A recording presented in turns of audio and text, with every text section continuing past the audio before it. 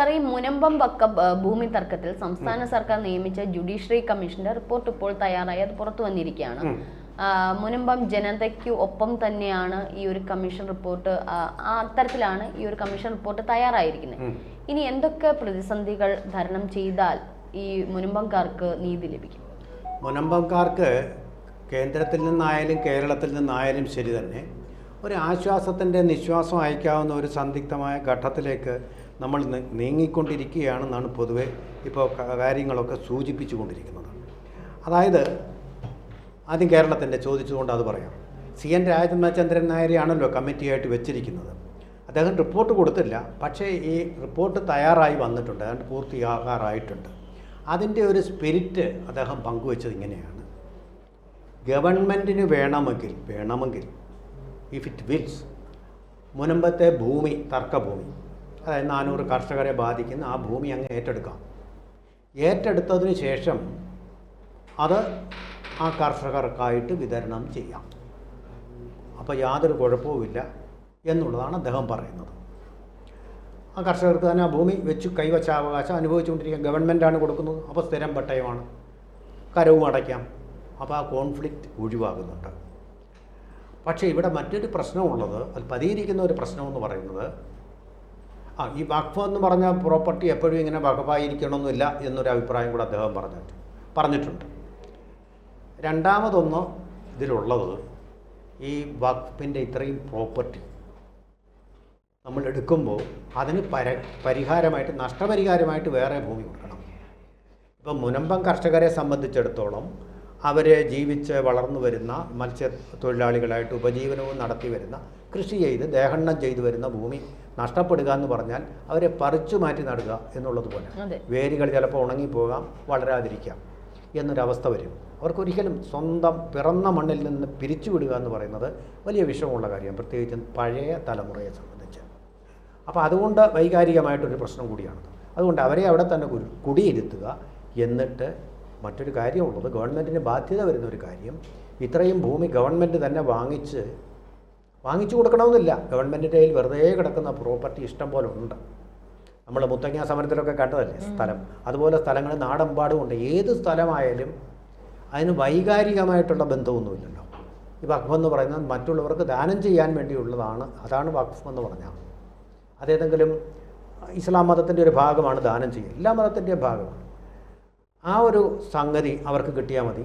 അത് കിട്ടുക, ആ പ്രോപ്പർട്ടി അവർ രേഖയിൽ അവരുടേതായിട്ട് വഖഫായിട്ട് വെച്ചുകൊണ്ടിരിക്കുക എന്ന് മാത്രമേ ഉള്ളൂ കാര്യം.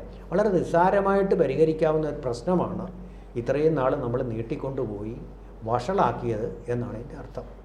അപ്പോൾ CN രാജചന്ദ്രൻ നായർ ഇത് വളരെ യുക്തിപൂർവ്വം ഇപ്പോഴത്തെ വഖഫ് നിയമത്തിൻ്റെ അടിസ്ഥാനത്തിലാണ് പറയുന്നത്.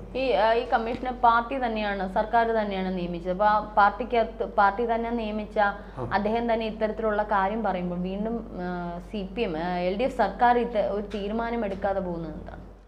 അതിന് സമർപ്പിച്ചിട്ടില്ല. ഇത് റിപ്പോർട്ട് സമർപ്പിച്ചു കഴിഞ്ഞാൽ അതിന്മേൽ നടപടിയെടുക്കും. പിന്നെ അത് പഠിച്ചിട്ട് കുറേ സമയമൊക്കെ എടുത്ത് ഇത് കൊടുക്കാം. മനസ്സിലെങ്കിൽ പിന്നെ കുറേ നാളും കൂടെ നീട്ടിക്കൊണ്ട് പോയിട്ട് തമ്മിൽ തല്ലിച്ച് അങ്ങനെ പതുക്കെ അതന്ത്ര തന്നെയല്ല. ഗവൺമെൻറ്റിൽ ഇപ്പോൾ പൈസ ഇല്ലാത്തൊരവസ്ഥയുണ്ട്.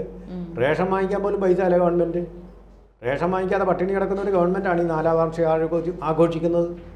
കാര്യം എന്താ? ലോറിക്കാർക്ക്, ഈ സാധനം കൊണ്ട് റേഷൻ കടയിൽ എത്തുന്ന ലോറിക്കാർക്ക് പണം കൊടുക്കാനില്ല. വയനാട് ദുരന്തം ബാധിച്ച ആൾക്കാർക്ക് ഇതുവരെ പുനരധിവാസമോ വാടകയോ കൊടുത്തിട്ടില്ല.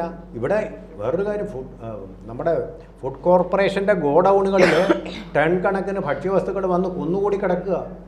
അത് ക്രമേണ കേടായിക്കൊണ്ടിരിക്കും. അപ്പോഴും ഇത് എടുക്കാൻ വേണ്ടി ലോറികൾക്ക് കൊടുക്കാൻ പൈസ ഇല്ല. ഏതാണ്ട് 3 മാസത്തോളം ഉള്ള കുടിശ്ശികയുണ്ട്. ഇത് കൊടുക്കാതെ ഞങ്ങൾ എടുക്കില്ലെന്ന് പറഞ്ഞിരിക്കുക. കഴിഞ്ഞ 13 ദിവസമായിട്ട് ഇതിൻ്റെ റേഷൻ മുടങ്ങിയിരിക്കുകയാണ്. ഇപ്പോൾ ചില കടകളിലൊക്കെ ഒരു ദിവസത്തേക്കുള്ള റേഷനുണ്ട്, ഒരു ദിവസം കഴിഞ്ഞാൽ അതും ഇല്ലാതാവും. കേരളം പാവപ്പെട്ടവർ പട്ടിണിയാവും. പാവങ്ങളുടെ ഗവൺമെൻറ് അതിനെന്ത് മറുപടി പറയും എന്ന് എനിക്കറിയില്ല. അതും കേന്ദ്രത്തിൻ്റെ കുഴപ്പമെന്ന് പറയുമ്പോൾ അങ്ങോട്ട് പ്ലേറ്റ് തിരിച്ചു വയ്ക്കാം, അതവിടെ നിൽക്കട്ടെ. കേന്ദ്രത്തിൻ്റെ ഇന്നലെ വാദമായിരുന്നു സുപ്രീം കോടതി വഖഫ് സംബന്ധിച്ച്. വഖഫിന് ഭേദഗതി വേണ്ട എന്ന് പറയുന്നവരുടെ വാദം ഇന്നലെ ഉണ്ടായിരുന്നു. അതായത് ഈ പഴയ 2013 വഖഫ് നിയമത്തെ അനുകൂലിക്കുന്ന ആൾക്കാരുടെ, അതൊരു മാറ്റവുമില്ലാതെ വഖഫ് എന്ന് പറഞ്ഞാൽ വേറെ ആരും എടുക്കാൻ പാടില്ല എന്നുള്ള രീതിയിൽ വഖഫ് ബോർഡിൽ മുസ്ലിങ്ങളല്ലാതെ മറ്റാരും പാടില്ല എന്നുള്ള വിധി. അവിടെ നമ്മുടെ സോളിസിറ്റർ ജനറൽ തുഷാർ മേത്ത വാദിച്ച വാദങ്ങൾ ഇങ്ങനെയാണ്. അതൊന്നും സംഗ്രഹിച്ചു കഴിഞ്ഞാൽ, അതിൽ തീരുമാനം എടുത്തിട്ടില്ല, അതൊന്ന് സംഗ്രഹിച്ചു കഴിഞ്ഞാൽ ഇത് വഖഫ് ബോർഡ് എന്ന് പറയുന്ന മതേതരമായിട്ടുള്ളൊരു ബോഡിയാണ്. മതേതരമാണ് അതിൻ്റെ ആവശ്യം. ഏതെങ്കിലും മസ്ജിദുമായിട്ട് ബന്ധപ്പെട്ടതല്ല. ഈ സമൂഹം പാവങ്ങൾക്ക് കൊടുക്കാൻ വേണ്ടി ശേഖരിച്ചു വയ്ക്കുന്ന വസ്തുവാണിത്. ഈ കൊടുക്കുന്നവരുടെ കൂട്ടത്തിൽ അമുസ്ലിങ്ങളും ഉണ്ട്. അതുകൊണ്ടാണ് വഖഫ് ബോർഡിൽ അമുസ്ലിങ്ങളും വേണമെന്ന് പറയുന്നത്. അതായത് ഗോത്രവർഗ വിഭാഗങ്ങളുടെ ഭൂമിയുള്ള സ്ഥലങ്ങളിൽ അത് പോയി കഴിഞ്ഞാൽ, വഖഫിന് പോയി കഴിഞ്ഞാൽ അവർക്ക് എന്ത് ചെയ്യണമെന്ന് അറിയില്ല. ഇവരൊരു സമരം നടത്താൻ പോലുമുള്ള ശേഷിയില്ല, അവർക്ക് സ്വാധീനമില്ല, ഒരു ലീഡർ പോലും ഇല്ല. ഇപ്പോൾ ഗോത്രവർഗ്ഗക്കാർക്ക് CK ജാനുവിൻ്റെ പേര് കേൾക്കാനേ ഇല്ല. ഇപ്പോൾ ഈ സിനിമയിൽ കൂടാനേ വേണ്ടി നമ്മൾ അതിനെക്കുറിച്ച് ഓർക്കുന്നു. അപ്പോൾ അങ്ങനെ ഒരു സ്ഥലത്ത് അവരുടെ ഭൂമി പോയാൽ അതിന് സംരക്ഷിക്കാൻ വേണ്ടിയാണ് ഗോത്രവർഗ സ്ഥലങ്ങളിൽ ഇത് പാടില്ല എന്ന് പറയുന്നത് എന്ന് ഗവൺമെൻറ് വളരെ വ്യക്തമാക്കി കൊടുത്തിട്ടുണ്ട്. ഇത് മതേതരമായിട്ടൊരു കാര്യമാണ്. അതേസമയം ദേവസ്വം ബോർഡെന്ന് പറയുന്നത് മതപരമായിട്ടുള്ള ഒന്നാണ്. അതുകൊണ്ടാണ് ദേവസ്വം ബോർഡിൽ മറ്റ് മതക്കാരില്ലാത്തതും ഇതിൽ മറ്റ് മതക്കാർ വേണമെന്ന് പറയുന്നതും എന്നുള്ള കാര്യങ്ങൾ പറഞ്ഞിട്ടുണ്ട്. ഇനി സുപ്രീം കോടതി എന്താ നേരത്തെ പറഞ്ഞത്?